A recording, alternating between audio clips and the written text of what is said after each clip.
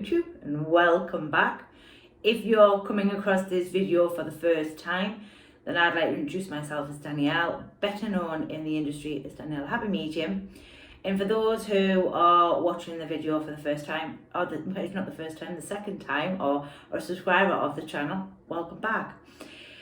For those who, like I say, are new or just coming across this video for the first time, come on over to the channel. You never know, there may be something here for your development, your mediumistic development, spiritual development, or any sort of curiosity in regards to mediumship.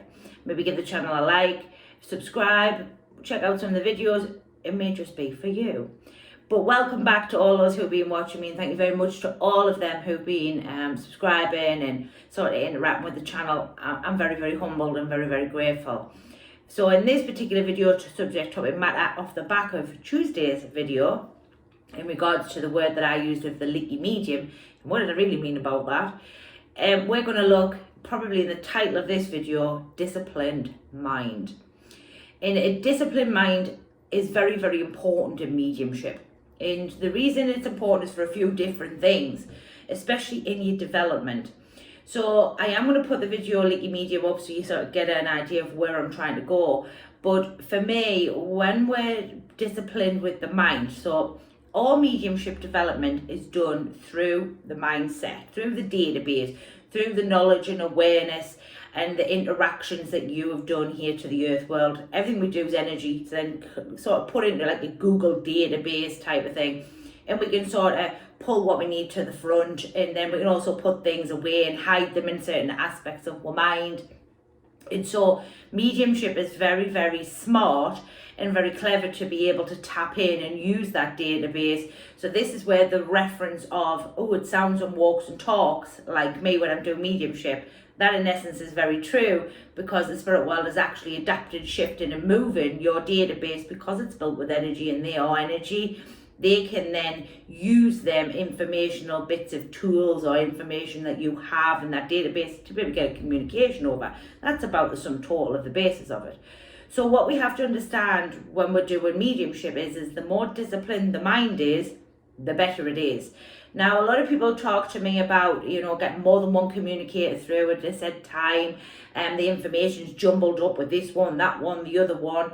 And the answer in short to this question is that the mind isn't quite disciplined. So what's happened is the mind is sort of erratic, is probably the best way I can put it. And what I mean by this is it thinks 20 billion different things at one time, which most of us humans like to do. Because of the lifestyle we live, the busyness and the life in which that we have down here, we tend to have more than one stove going, or one pan, as I'd like to put it.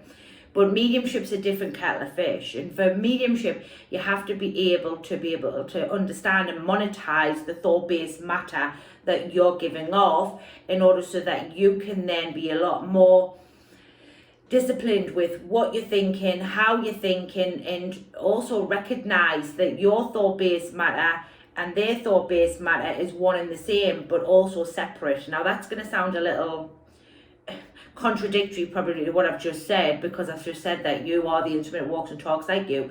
But what does tend to happen is as we become more disciplined, or as our mind starts to be more quieter or more allowing is the words I would use there, we will then be able to differentiate between what's ours versus what's spirit's and what's actually somebody else's. And this is very important in your development for the couple of reasons that I've just talked about. What happens with an undisciplined or very what I call leaking medium is that you'll get a communication, but you'll have two communicators talking to you at one time, but you can't tell which one's talking and which one's not. And then what happens is you start to give off the information, and the sitter will go to you, oh, well, that resonates with that one, but it doesn't resonate with this one. And this sort of idea of discipline in the mind and taking better care of the mind will really help in that area, because when we understand which one's talking and which one's not, we can then start and put the evidence where it needs to be fitted, or we can help the sitter to understand more about what this one communicator is saying versus the other communicator. Now, I've spoke about this before, and I'm probably going to speak about it again on the channel at some point. When we do readings or demonstrations of mediumship, everybody's there, right? So if you've got 10 communicators there, then 10 people's going to come forward. Think of that really in a volume of somebody who does a demonstrational work like I do, and I've got maybe 40 or 50 sitters or recipients. I might have a couple of thousand loved ones all standing up there hoping for a chance to get through and talk. And so it's very, very important that you understand the disciplines of your mind. Another thing that you may want to look at in this area as well is that the more disciplined you are, the more you can work with, the more people you can get through. You can also start to shift and alter and have a little bit from mom, a little bit from dad, a little bit, because as people have more and more people over there, it also, our mind needs to be more susceptible to the different types of communicators that may want to come through. So if you're just doing moms and dads and you're doing bits here and bits there, but actually somebody's looking for their husband, but your mind is undisciplined and only looking for mum and dad, what may happen is you may miss that communicator. That's another very good point of having a disciplined mind. Also, it's beneficial to you. Is the instrument. It's not just beneficial for your development, it's also very good for you as the instrument and helping you to live the best life you can live. And when you start to monetize your thoughts and start to watch what it is that you're thinking and how you're thinking and the things in which that you're saying, will then lead you to be a lot more self-aware of how you're moving around in the day-to-day life that you live. Also very helpful for when you're doing your communications, because the more stable your mind is, the easier access it is for the spirit world to be able to get in there. What happens is if we're undisciplined, what tends to happen is you will just sort of be here, there and everywhere when you're doing a communication. It may make sense, it may not make sense. You also will lose track of the communication. So what I mean by this is you'll start in one particular place but end up off on a tangent, which from time to time is all right. But what we want to really do is follow that intelligence to the very best of our ability. That takes disciplined mind, listening skill sets, and learning to be able to watch, listen, and encourage our mind to be as present as it possibly can be in the communication. So we're not adding in, we're not putting our spin on it, we're not putting what we think the spirit world's trying to say, we're really giving off what the spirit world wants to talk about. Now, with disciplined minds, and I'll probably hear a few of you screaming at the screen, well, how do you do that? Best thing to do is start watching how you're setting your day up. This is one of the very, very big things that I do as an individual, but also for a medium. So as soon as my eyes ping open, I watch to see where my mind goes, because what tends to happen is that that's what's going to set your day up. So for example, if you've got a very busy day, the first thing your mind's going to do is go there, oh, it's a busy day, oh God, I'm going to be run ragged. Your mind's going to pick up for that. It's going to pick up for that speed and that pace of them jobs that you've got to do on that particular day. If your mind starts with a day of, I'm great, it's a great day today, it's going to be amazing, I'm going to, study away all the time in the world, that's the kind of day you're going to have. Now, this one's disciplined, this one's undisciplined.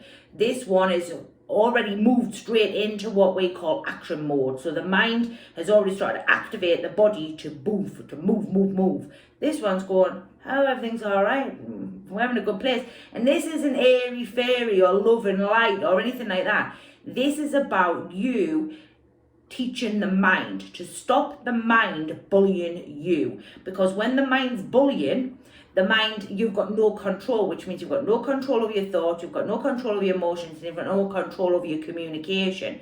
As a medium, we are meant to have control of what we're doing, what's coming out of our mouth, which is your personal responsibility, which I chatted a little bit about in Tuesday's video, but also we have to be able to deliver that word in a professional way.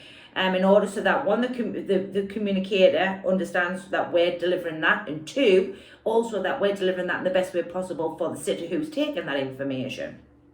So if we can learn to stand here, and we will then find confidence as well. So when you're in this sort of present moment of looking after the mind, thinking about the mind, we're present in that communication. We're working for the spirit world, as the individual. When we're erratic and all over, the communication will feel to the person who's taking it, well, I don't know where I want to be with that. Like, who have you got with you? Like, well, I don't really understand that evidence. And it becomes sort of a mess, is probably the best way I can put it. And then what tends to happen here is this, the medium then steps out and goes, well, can you confirm this? Can you just fill me in there? What tends to happen is there is now starting to rely upon the sitter rather than relying upon the spirit world. And I have spoke about that one quite a bit now. It's very important as a person who's working for spirit just to rely on spirit, not to rely on the sitter to feed you. The sitter should only be giving you a yes or no, or you don't know. If your mind's in a good space and you're sort of monitoring them thought-based matter and you're aware of what you're pumping out there in regards to your thoughts. Also, this is another sort of element of people who talk to me about connecting, and we did do a video on that on Tuesday. You may want to check that one out. When we're quite disciplined, we know when we've connected and when we haven't, and we'll also start to become aware of when we've maybe pushed our mind too far over the spirit world. So for example, some people say to me, I have the spirit world, you know, there all the time and follow me around and doing this and doing that. That's because you are undisciplined, you don't understand your own mindset, and you haven't realised when you've moved over the spirit world and when you haven't. When you're disciplined, you're very aware of when your mind has gone to spirit and that it is in the spirit world and that it needs to come back to this earth world. It's very important as a medium to learn to be able to separate the two, even though one and the same, there is an important aspect of you as the individual still having downtime. Something I had to learn because I was one of these people. So I'm not shooting you, honestly, I'm not. Because I was at one time this person. I had to learn over the last 5 years to be a person who is massively disciplined about what I think, how I think it, when I'm connected and when I'm not connected, because it's an important aspect so that I can live my life as an individual, as Danielle. So there's a lot of good reasons as to why you should be monitoring your thought-based matter. Also for people who are working with guides, who have got people in place, or people who are looking to connect to their own loved ones, the more disciplined the mind is, the clearer you're going to hear them, the more you're going to recognise that it's them that's talking to you, rather than second guessing it. Well, was that really the guide, was it not? Is it me, is it them? By monitoring what you're thinking, it's very, very helpful in understanding your development and your mediumship. Now, another aspect that's just come to mind there, and an exercise and a technique you can probably use. When you're watching the telly or the television or cable or whatever it is, Netflix, whatever it is you're watching, that's exactly what you should be watching. That's a disciplined mind. It's watching the program. It's not picking the phone up. It's not thinking about what they're meant to be doing tomorrow. That's a disciplined mind. A disciplined mind will watch what's on that television and watch it to the end, unless it's boring you and it's not really for you. Then obviously you would watch something else. But that's a disciplined mind where it's stationed and it's not jumping around. It's stationed, focused, disciplined on what it is that it's meant to be doing. Vice versa, if you're a person who's sitting watching the television, it's got the phone up, it's chatting on Facebook, social media platforms, jumping up and down, moving around, you know, these types of things, that's somebody who still has a lot of discipline and needs to be more self-aware of what it is that the mind's doing. Because what tends to happen there is people who are a little undisciplined start thinking about the spirit world. Before they know it, they've already connected. The next thing they know, they've got somebody's loved one through. And this can be a problem when you don't recognise the difference between this and this. So for me, a leaky medium is probably not the best way for your development, but I do understand it because I've been there, and I do understand that it's very important now to be disciplined. Even me just talking about the spirit world is actually drawing me there. Like, that's how quick your connection is to them once you establish that awareness with the spirit world. So you have to be very, very careful about how much you're talking about the spirit world, how much engagement you're giving to it, and how much you're interacting with them. Because the more you talk about, the more you interact and work with people who you know do development as well, you're going to shift the mind quite considerably to the spirit world. The next bit, you've only got to put a bit of tension behind the back of it and you're there. It's that simple. So if you hear who's thinking about this, the spirit world, can you just understand? Also think about the intention there as well, which is what I've just talked about. If you're going to the spirit world with this kind of mind versus this kind of mind, this is what kind of communications you're going to get versus this type of communication. I prefer this one because I understand it, I'm in control, I'm delivering it in a very professional way for the spirit world. Plus my mind is I'm in control of my mind, not my mind is in control of me, which is very, very, very important moving your development forward and also furthering down the path as you continuously learn and grow. So I hope this one helps you out a little bit there. The exercise may be one, monitor the TV. Are you watching the television or are you picking your phone up and doing all sorts? If you are, you've got to teach the mind, which is a habit, not to do that. It's to stay purposely involved there. And if you can't get through a full hour film of not picking the phone up, another one as well is and this is something that I do, when I'm disciplined and I'm watching the telly, even if my phone goes off, I wait till I've finished doing what I'm doing with the television, then pick the phone up. There is a couple of really good discipline techniques that you should be able to master. Also, that is putting sort of in a, not a boundary, but it's I get back to you when I'm finished doing what I'm doing. And now it also teaches the spirit world to learn to wait and be patient and not to push upon your mind so much, even if your mind is in the spirit world, because spirit, because of their personalities, will come forward in the way in which that they were here. So if you've got a lovely loved one who's a little pushy, they could be pushing on you for days prior because your mind's in the spirit world. Remember, they can't do that unless your mind's in there. But if it's undisciplined and it's quite leaky, then your mind's already over there and they're just going to come forward. So these are some really, really helpful tips to be able to start and concentrate discipline your mind. Discipline mind, discipline mediumship. Discipline mediumship, different levels of a development in there. It's one that is very, very important as you move further and further down your mediumistic development route. So I hope this one resonates for a few of you. Couple of different ideas and topics in there. Let me know what you think. Put your comments in the comments box. Like, share, subscribe. There will be some uploads next week, Tuesday and Thursday as normal. Have a brilliant week or a brilliant weekend. I'll see you all next Tuesday. Have a great day. Bye for now.